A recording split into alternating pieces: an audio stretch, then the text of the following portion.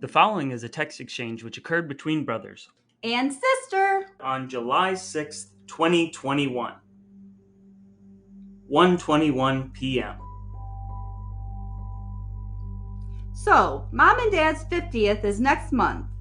I was wondering what you guys think about starting a private Facebook group just to celebrate their anniversary. We can tell people about it and ask them to upload pictures, videos, well wishes, etc.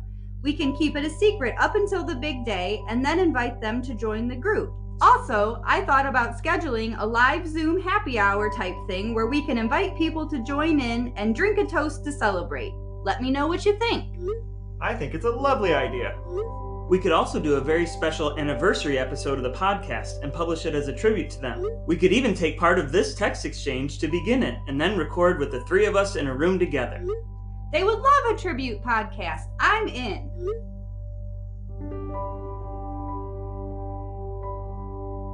Straight from the heartland, this is Things I Text My Brother and Sister.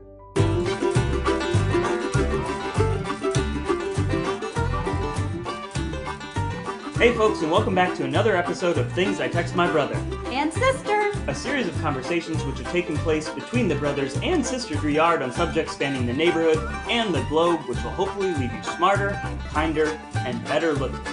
Today we're going to jump off from that dramatic reading that you just heard and discuss the topics therein. Maybe we'll talk about Mother Glenda, maybe we'll talk about Father Art. In fact, we will. It's their anniversary. But we haven't plotted the rest of the course yet because we want you to join us on that journey. That's how it works on Things I Text My Brother. I'm Jeff. This is Brad. That's Angie. Let's talk about our texts. Generally speaking, at this point in the podcast, we talk about our mistakes and things we want to learn. We're not doing any of that today.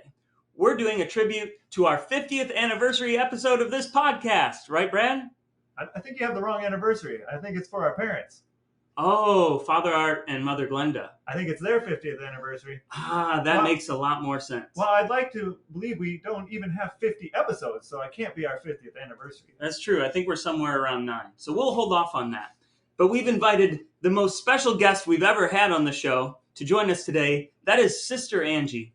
And Sister Angie, you've known Father Art and Mother Glenda longer than both Brad and I. 6 years longer than me, 3 years longer than Brad. I don't even know where to start this podcast, but our parents have been married for 50 years.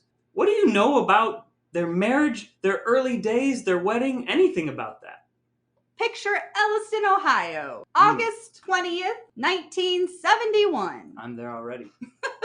A small church in a country setting, well attended by many family and friends. But you weren't there. I've seen the pictures, and they're beautiful. That they are. So back there, when they got married, would Father Art have been wearing 70s sideburns? What did he look like?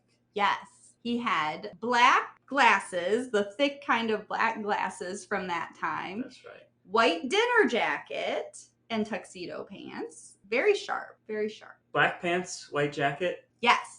And Mom was in a beautiful white wedding gown, I presume? Yes, her hair was long, which is always Oh. interesting for me to remember because she does not typically sport a long hairstyle. Were the bridesmaids wearing gowns that you remember? I believe they were light blue with funny little hats. I mean, they were like fascinators. Wait, they wore hats? They were like fascinators. I don't know what a fascinator is. Brad, like what's a fascinator? little baby hat. I feel like I'm a fascinator anytime I talk. You do fascinate me, Brad. I'm fascinated. Do you guys remember the one memory I have of their wedding, of course not being there either, is Dad would have been working, for Blade or the University of Toledo or somebody in the journalism department, and they generated a newspaper, a fake newspaper with their announcement. I have that somewhere, but I haven't seen that in recent memories. I've seen it. I don't know that I have a copy. We'll have to find that. I do have a copy of the Blade from the day I was born. They did give me that, and I kept that. What happened? I don't remember. On the day I was born, they kept one for me too. There was a hurricane. Ooh, that sounds right. Yeah, I've always been very proud of that. That sounds right. Do you know what flowers she had at her wedding? I don't remember seeing those in the picture. I don't. She had a long bouquet, I'm pretty sure. I wish I would have brought her wedding picture with me to reference, but it's hanging on my wall at home. That would have been a fun occasion because Elliston being a very rural place, but presumably Dad's family from the big city all would have come down. So it would have been the meeting of the town and the country for this special occasion. I do hope a train went right past the church during the wedding. Is there a train track there? I can't believe a train did not go past. There's a train right next to the church. It would have been fun if the Toledo contingent all came down for the wedding via train. A special train, an Art and Glenda wedding train. And just because you think 50 years is a long time ago, it's really not that long ago. Well, where did they have their reception at? Probably the church, right? No, it was there not been at a the wagon church. wheel involved, and it seems like a wagon wheel should be hanging on the wall. Seems like it should have been an Old Zims, but Old Zims is in the wrong part of the world for that. It was not Old Zims, but it was an Old Zims type place. So again, I've seen pictures. And Rocky then Ridge. at a date, which I'm not sure whether we know if it was right away or after by a while, they then went on this glorious scenic honeymoon, correct? Where did they go, Brad? As I understand it from an earlier episode, that they went to Put-in Bay, the lovely island of Put-in Bay, and Angie tells me they stayed at the Island House Hotel. In Now, Port Clinton. That would have been a long flight from the Northwest Ohio area. I mean, if you're a bird, maybe if you're a... I mean, it's almost in Canada. I don't know how far it actually is from Canada. I But know you it's can not. see Canada You can from see the Canada island. from there.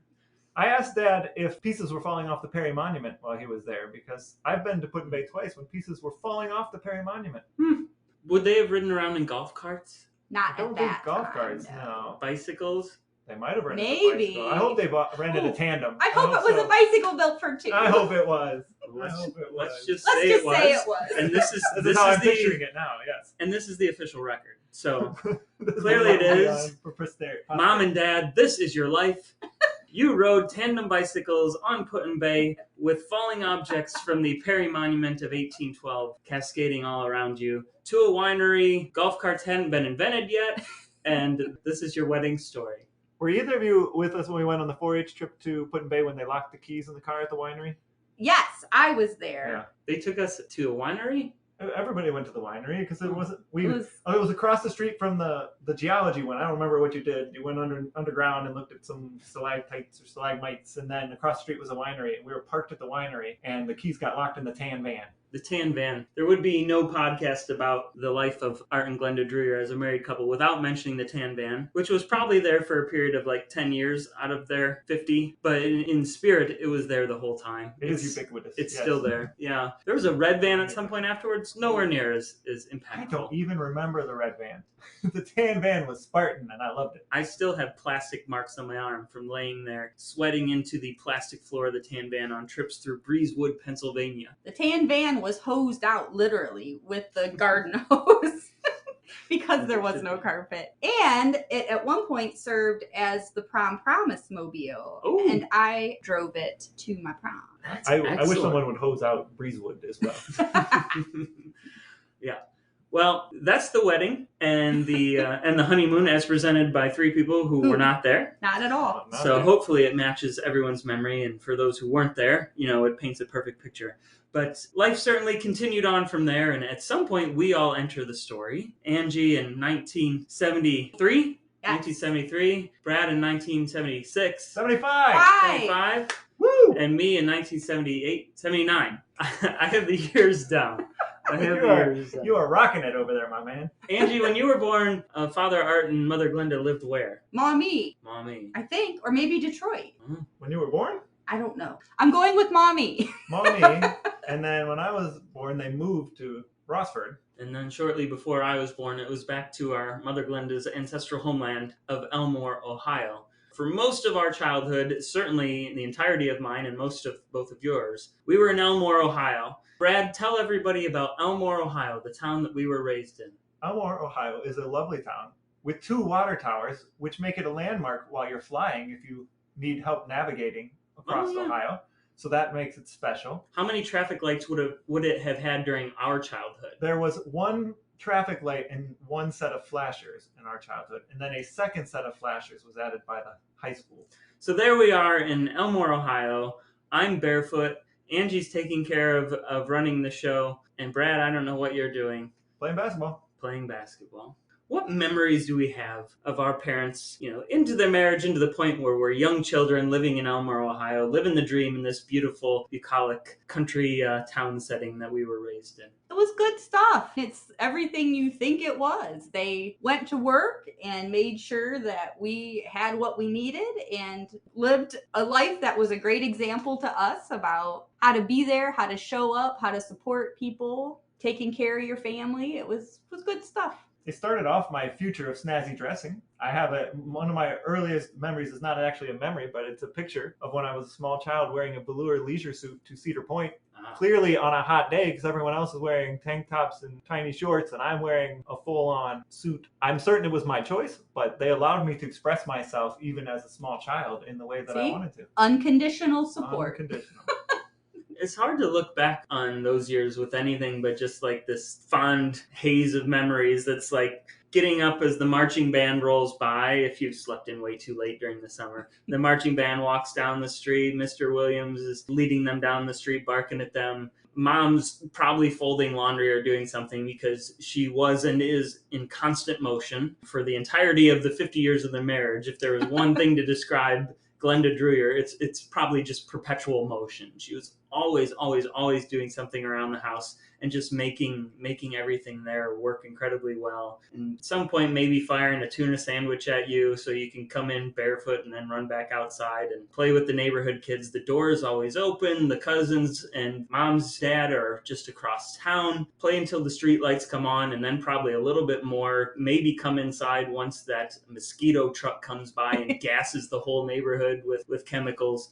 I don't know if it could have been any better. And I certainly, it took me a while to realize that, probably longer than you guys, but what an incredible childhood we had. And the big thing about that, and something I realized afterwards, is just how stable and how well everything flowed. Now, I'm sure, mom and dad would have certainly had their arguments, but both of them worked really hard. Dad as a journalist, mom as a nurse. They both worked incredibly hard, and they came home.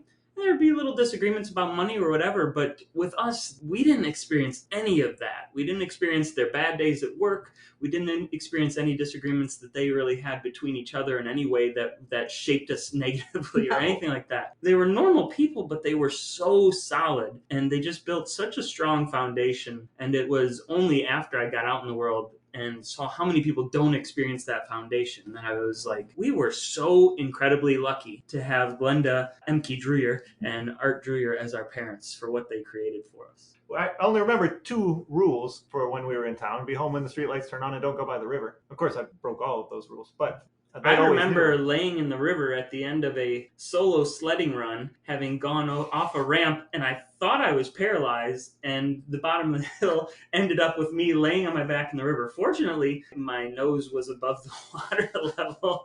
So yeah, they don't go in the river. I almost ended up paralyzed in the river all alone, but I did survive, and as it turns out, I wasn't paralyzed. I did break my collarbone on that hill sledding once. But she knew it too. Like when you got home, she would say, "How was the railroad bridge today?" I mean, somebody ratted you out before you even got home, but in the best possible way. And I mean, and this year is my 25th wedding anniversary, and congratulations! I just thank you. Yo. But I think all the time about how seeing them and their marriage made me realize what you're supposed to do. Like, you don't give up. Like, if you have a hard time with money, if you are upset with each other, like, you work it out. You don't just quit. So, not to say they never fought. That would be ridiculous. Everybody fights from time to time. But it was a good example of you don't hold a grudge. You don't take that over into the next day. It was just 2 folks raising their kids and doing the best they could, which was awesome. They did an awesome job. Yeah, and it seems like their relationship was not just aspiring or aspirational towards what I would hope to accomplish in my life, but it was also something that rubbed off on the people around them. For mom, a lot of it was family there in town. For dad, a lot of it was his connections with his friends at work and people like that. I actually heard from dad's friend Chip Towns when I mentioned we were doing this podcast, and he mentioned something along the lines of that a lot of the guys at work like to moan and groan and little quips, jokes about how annoying their wife is or this or that or whatever. And he said he literally couldn't remember a single time where dad would go to work and he would badmouth, even in jest, certainly mom or us as kids. And well, on my part, I know I gave him plenty of reasons to badmouth.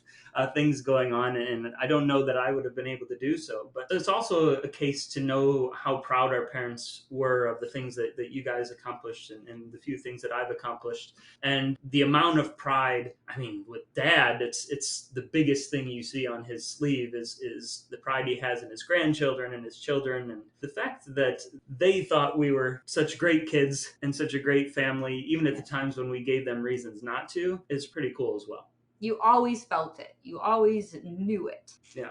The support was there, but the pressure wasn't. Right. You know, I played basketball for a long time because I was lucky enough to be old enough to go to practice when Dad was coaching basketball. And I saw how much he loved being part of that. And so I played basketball to feel close to him. And I kept at it. But when it became time to stop, he didn't tell me not to. He encouraged me to make the right choice for my health, mental and physical, and to move on. So the support was there, even when we're making decisions that I know he didn't want me to make. I know he didn't want me to step away. He wanted me to keep playing. He wanted to go see. Yeah, same with me. Yeah. Yeah.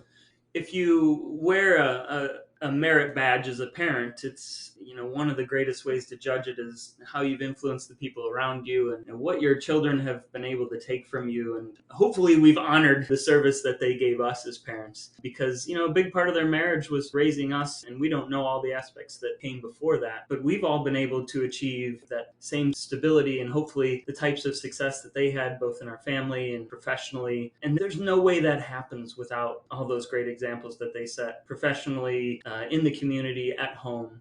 It's really wonderful. Well, and I get to say that I followed in Dad's footsteps because I became an editor. That was my first job.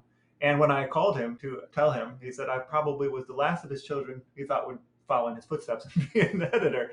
But I was an editor because I knew how to edit. I knew how to do that because he talked that way. Mom talked to us that way. They never treated us like anything other than we were going to be adults. And we needed to learn how to read and write and do things for ourselves. No, I didn't learn math. To do things for ourselves, right? And I was just talking about this with Cheryl the other day with my wife about the fact that when she was 13, she went to space camp by herself in Florida and flew down there. And I couldn't imagine sending my kids there. But when we were 13, if that was what we needed to do, they would have prepared us. They would have put us on the plane and we would have gotten there because they had us ready to go. We were going to be independent enough. We had the skills that we needed to be able to survive on our own. Right. And I suppose that having written a book and done some writing stuff, I certainly followed some of Dad's footsteps in that too. I think, Angie, maybe in your service to people and how you see the world, Mom's nursing and that aspect of it. The parents cast a shadow over all of us, and we've kind of followed right in it. Right. But in the best possible way. Absolutely. Like you said, it was all of that support and encouragement and be who you are. Yeah. And just be happy and, get your success from that. Well, and I got a Spanish degree, and I didn't know until I was in college that Dad had started out college to be a Spanish teacher. I never knew that. See? Yeah. I think another thing that definitely influenced me and was a huge part of our childhood is we had these, usually once a summer around about August, we would always do a big vacation. For many of those years, loading up in the big tan van, in the earliest years with tents and later on with pop-up Jayco J trailers and things like that. Well, that's another thing that clearly influenced where I went in life. Traveling has become a huge part of what I do every day. But I think those experiences are some of my fondest memories. And any mention of the marriage of Art and Glenda has to include camping in that world. What memories do you guys have of those trips? I know they looked forward to it the most every year. And they couldn't wait. And neither could we. Did it intentionally over Dad's birthday. Right. And their anniversary because it was what they were looking forward to every year. Oh, I never even thought of that. Yeah. And just before school started, so it was always a way the just end to... of summer. Yep. That got us through baseball and softball and whatever we were doing in the summer. All our sports. So it didn't interfere with that. We could do all that. Right. But I know that, it was doubly exciting because my dad enjoyed, our dad enjoyed having that vacation as part of his birthday celebration. Yes. It really was what he looked forward to. And I'm told there were matching shirts involved. I had no memory of this. Many, many years, we would, on the first day of vacation, wear a matching t-shirt. Even if all 5 of us didn't, definitely the kids would. And they were very often Portage River Festival 5K t-shirts. They had like a turtle on them, didn't They they? did. Maybe They did. Maybe a hare as well. I don't know. I remember the turtle. They did. in multiple different colors, and then we would lay in plastic lounge chairs near the tent, and some of those pictures would even become podcast title pages or whatever they're called. But yeah, camping, those trips were amazing. And it was usually someplace within the nearby states. Just get out in nature, maybe get too close to an animal, eat some peanut butter, sit in a screenway. Always state parks, away from crowds. Maybe one time we went to like a Jellystone or something, I think, but that was it wasn't necessary. We went to the nature center, we went on the hikes, we got lost in the woods at Salt Fork. I didn't get lost in the woods. Ben and I found our way. We were waiting at the main shelter for everybody for hours. We ended up at the golf course, but we made it back, and all that stuff's the stuff you remember today. Nothing bad ever happened. It was all fun. Were there dangerous animal encounters? No, but we were thirsty, man, on that trip. We were so thirsty, and nobody was there with keys to get us into the big tan van at the end. Right. We were trying to pry up those pop-up windows in the back to get to the cooler. Oh my god. And it wouldn't have been like a cooler full of water bottles. It was like a cooler that you push the spout on and the water comes out. We were going to run it right into our mouths, or pour it in the cap. Remember how you'd always have to like fill the cap and drink out of that as a cup? That's right. But we couldn't get in, man. Oh, so thirsty. The camping trips, they were wonderful, and Mom, she would have been working the whole time getting stuff ready, and we would have probably been throwing a ball around with Dad and having foot races. Yes. Back from Dad's days where he had some, his hair is pretty good even these days, but he had some good hair, and he was running foot races, 5Ks and things, and he had us running those around the campground, which is pretty cool. We mapped out a course. We put out lanes, even a finish shoot or whatever you call that. I'm sure I would have won, which makes the memory even better. I'm sure you would have. I remember just getting to campgrounds and immediately going to the pool. Yes. And they didn't want us there when they were setting up the tent, which tents are easy to set up now. Mostly if you buy a new one today, it takes 10 minutes. But poles were wrong. They weren't matched. So they saved us from that stress by kicking us over to the pool. 100%. She always packed our bathing suits right at the top. So we got there, we just put them on and went. And Angie watched us. Yep. At the pool. Thank goodness we all made it. I mean, I don't know. I probably was paying close attention, but I can't. I'm sure you were paying plenty of attention. And we knew how to swim. We took lessons. Yeah, we were all right. Yeah. I remember them taking us to lessons. So yet another thing they did for us. They also, there was a candy bucket, which was some kind of probably, I don't know, Tupperware cylindrical Rubbermaid container that you popped open. Yellow. It was a big yellow cylinder. Yeah. Yes. All the mixed candies were in there. Half of it was probably Brock's or whatever, hard candies. I don't know. Dad loved that. But everything tasted like gum if you didn't get it at the first 2 days. Because Dad loved Brock's and Mom loves Double Bubble. And so that was always in there. And I always wanted to put the Double Bubble in a different container. And to this day, I do. When we go anywhere, gum in one, chocolate in one, fruity candy in another. I don't like to mix because of that experience. Candy containers, pie iron pizzas. Yeah. We do a snack box to this day. When we start a trip, we do exactly the same thing. Yeah. Oh, that's exactly as it should be. Except for I'm separating mine. Yes. Otherwise, yes, same thing. But it all goes in, it sits in the middle, and everybody has access. Do you remember the trip out west? I was too little. I remember seeing pictures of myself with the Tiger's jacket on, but I don't remember going out there. I remember Mom saying it was so cold, and she had to stay up like all night with the space heater on in there just to make sure that we were warm enough. But that's kind of stuff they did. We wanted to be there. We were out in the Black Hills, and it was cold at night. I remember a neighbor there, I'm pretty sure, gave us steaks, which was not something we typically made on the fire, especially not at that time when we were little. But I remember that too. We didn't always camp close enough to people, but they were real friendly, I remember. They've always loved camp culture. Yep, for sure. They've always, especially, talking to the other campers and seeing where they're from and hearing their stories about places they like to go. Yeah. Yeah, I mean, I travel constantly for a living, and all of it feels shaped by that. So I'm very thankful for that. And I think, too, I've always been content that it doesn't have to be like a trip to Europe. The things that we choose as a family are now, my little family, we choose things that are, more local, more driven by like activities and not super expensive events. Sure. And I definitely think that was shaped by that. Like, and it doesn't feel weird. It doesn't feel like we're settling for things. I'm super content with that kind of activity, and it makes me feel like when I was a kid. Going to a place that has just like a cannon. That's a big deal when you're a kid. Yeah, man. It was. Or some stocks that another stranger can get in the back of your photo and ruin your photos. We had lots of vacation photos of people riding bikes through or grabbing their crotch behind us. Those are some great memories as well. Well, you're taking all those photos blind, because you can't like just delete it and take another one. I mean, you go with what you got. And the fact that, not just that technologically wise, but they were doing this with maps and triptychs and yes, that was fun. I have a passion for maps though because of that. I always read the map in the van as we were going, and to this day I have a passion for maps. I love maps. I look at them all the time. Yeah. Well, then, so the childhood is all lovely, and Angie continued to be lovely as a teenager. Brad, I think, was mostly lovely as a teenager. Quiet, but lovely. I was most decidedly not.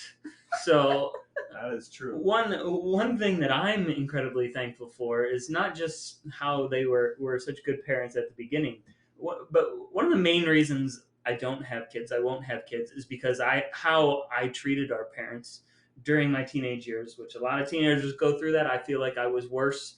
But the fact that they were able to still be proud of me, not disown me, and continue to give me a roof over my head, although I chose to move out into the camper for like 2 winters, which was pretty stupid. But the fact that they are still willing to talk to me to this day is incredible, and I'm forever thankful. They got me through those few years so I could kind of sort things out a little better. So. Well, also I don't know, maybe you didn't have the same experience in that. Maybe that's why you were as you were as a teenager. The way they worked and the hours they kept. When they were around, I needed something. So I was always trying to be nice because I needed something from them. And I didn't see them that often, so it made it easier for me. And maybe you had slightly different experience because you were home by yourself and it was just the 3 of you. And that was a different burden on you as a teenager. But for me, they were there when I needed them. But I was on my own enough to feel like I was independent enough that I didn't feel like they were smothering me or whatever. And all through 4-H, so we were in 4-H. Mom always, I picked a project for 4-H, woodworking or terrariums or something. Microwave cooking. Mom made me pick one. Laundry, microwave cooking, baking. She always picked one for me. And, at the time it annoyed me because none of the other guys were doing those things, but I was doing those things. But then when I moved to college and I knew how to do everything. Yeah, give you I 2 was ready minutes, to go. You could cook a Hot Pocket. I was extraordinary eggs, knead dough know-how. Right. All of those. I was ready to go, and I could do my own laundry, and I could cook for myself. When I moved into an apartment, I was all set. And so it's those things they did that even at the time I didn't, I certainly didn't understand it. How much it was preparing me, but I've tried to do some of the same things for my kids. It really was a classroom. Like, we had such a hands-on childhood. It was barefoot running around the neighborhood, but doing everything. And with their work schedules, Angie was at various times, she had like the permanent babysitter role and was an extra layer of parenting, which of course benefited mom and dad, but benefited us immensely. And me, I liked it. Yeah. I mean, but yeah, everything we did, we learned how to do all of it by doing it. We weren't sheltered from having experiences as kids. And they didn't say no. If you wanted to try something, you could try it. Like, if you wanted to join a sport, a team, a club, like, if that was your interest, they were interested too. That unicycle was a stupid idea, though. I tried. I never did get that thing to work. But I had a skateboard because that kid Nash in school. I thought he was cool, and he had a skateboard. There was a kid Nash in school. Nash something. But I also love something that I realized after the fact is, in a town of 1,400, it seems like everybody knows everybody, but that's not true necessarily. You don't know everybody. But our parents were people who were not only people who gave us an incredible childhood, they were very much respected in the community. Of course, Mom and her family had roots there, and with Grandpa, everybody had coming and fixing stuff for years. And so everybody knew Mom's family, knew Grandpa, knew that they were good, solid people. And then Dad coming in as an outsider, it's interesting to me, that transition that he made from Toledo, not a giant city, but certainly bigger than Elmore, but coming in and immediately becoming a part of the school, becoming a part of the churches, The library. becoming a part of the library, the community, Masons. Masons. the way that they were involved, him very much through active like social clubs and organizations, her by just being the solid member of the community that was always there, running the 4-H club. Girl Scouts. Yep, Girl Scouts as well. Stuff at church. I mean, we did have a sense of feeling very much a part of that town because of what our parents did, and that's something not everybody pulls off either. No. Another thing I've been really impressed with them, it's been really fun watching them as grandparents and as people who are having some of those same relationships they had with us, but now viewing it from a different angle. The pride that they have for Bryn and Grant and Ethan, and Facebook wasn't around when we were kids. I can't imagine how much of his experience of parenting Dad would have shown off had the social media been around as we were kids. But the way they are as grandparents, the way they've acted around your kids, the way they've continued to support us as adults with anything that we needed. And the good news is we've all been able to branch off and do our own thing without needing a ton of different support. But knowing that they're always there and continuing to provide that model as we're adults is pretty inspiring as well for me. Yeah, Absolutely. I only have memory of really one grandparent. Grandpa Doc, of course, was amazing. He Human was. being, and He as was. good a human being as I've ever known. But we didn't know Dad's parents, and you probably knew Grandma Bernice a little bit, and some. certainly Grandma Frida, you know better than I remember her. Yep. But And they were lovely, but you just didn't have that same connection. and so I've been happy that my kids have gotten to have that grandparent relationship. That and Grandpa Doc was awesome, but he was a different kind of grandparent. Yes. Right. He would come watch events from outside the fence, and he would take us places. He took us to Ridgeville Corners and all that stuff with him. And we did all those things, and he taught me stuff. But it was a different kind of experience. Well, he could teach you anything you wanted to learn. He taught me fractions. I was struggling with fractions, and he taught me how to do fractions.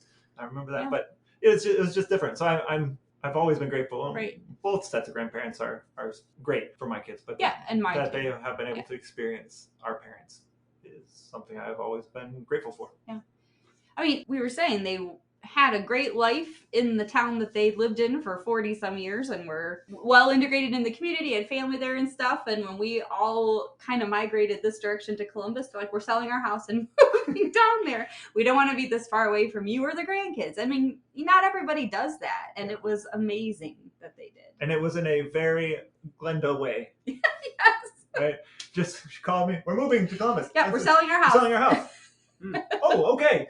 Well, what do you need from me? Let's get this going. But it was just, and they had, of course, been thinking about it for some time. Yes. But that's true to their nature. They didn't bother us with their decision. They were working through what they needed to work through, and when they were ready for us to talk to them, Yes. they brought it to us and said, "This is what we're going to do, and this is what we need," and that's how they always have been. They've included us when they've needed us, and they've made their decisions when they have. Yeah. It comes down to the fact that professionally, in terms of family, in terms of community, in terms of how two people should act when they are married and committed to each other and to common goals, what better could they have possibly done than what Art and Glenda Drewyor have done in their 50 years together? Nothing better. It's worth celebrating. That's why we're sitting here with this special edition of the podcast today. Woo! Yay! And the other things around. So the plan is to release this on the anniversary. So hopefully, Art and Glenda, if you're listening to this now, happy anniversary from all of us. Yes, we love you. We love you. We absolutely love you. We love everything that you've done for us, everything that you continue to do for each other and for our families. And we're honored to have experienced our journey entirely with you. So thank you for all that. And I hope you're enjoying your other anniversary festivities. Well, all right, folks. Anybody who listens to our show regularly knows that this is the point where there are usually church bells playing and Father Art comes in to drop some wisdom on us. But this episode is different. This episode is all about honoring Mother Glenda and Father Art, and yes, of course, making sure that nothing comes close to hitting Dad in the eyes. But we thought for this episode we would bring in the next generation and see what they have to say. So, take it away, youth. I just want to take a moment to thank Grandma and Grandpa for the wonderful memories and times that we've spent together, especially the camping trips that we used to go on. Those were always the highlights of my summer, and I always look forward to them. So I just want to say thank you, especially since they've moved down here to live even closer to us. Having you guys around and available to help out and just hang out with, I've really appreciated that, and I hope you guys have enjoyed all 50 years you guys have spent together, and I hope you continue to enjoy even more. Hey Grandma and Grandpa, happy 50th anniversary. I'm so happy you moved closer to us and I get to see you all the time. Thank you for cooking with me and for all the funny stories you tell. Most of all, thank you for letting me know that I am your favorite granddaughter. Wishing you another 50 great years together. I love you. Happy 50th anniversary, guys. From our countless camping trips, the miles spent being towed around Tiffin in a wagon by Grandma, and the many, many hours spent talking sports with Grandpa, here's to many, many more years full of good times and loving arguments. Love you.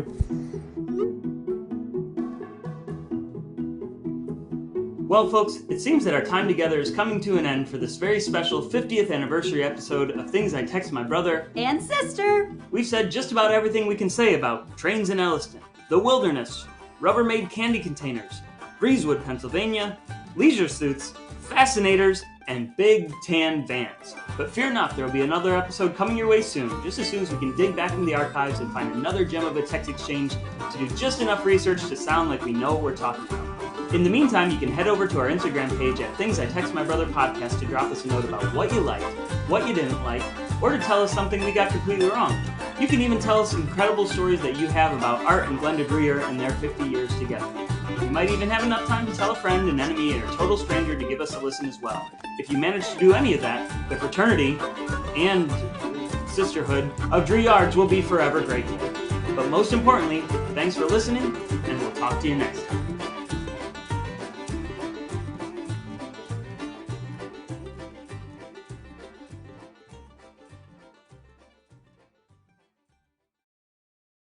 We didn't mention Maynard or Annabelle. Who used a breezeway better than Annabelle Colwick? I don't know. I got lots of free popsicles. I was gonna say the same thing. There's Some popsicles. Played in that $2 bills. Played in that $2 playhouse bills. constantly. Yeah. That playhouse had lots of bees in it.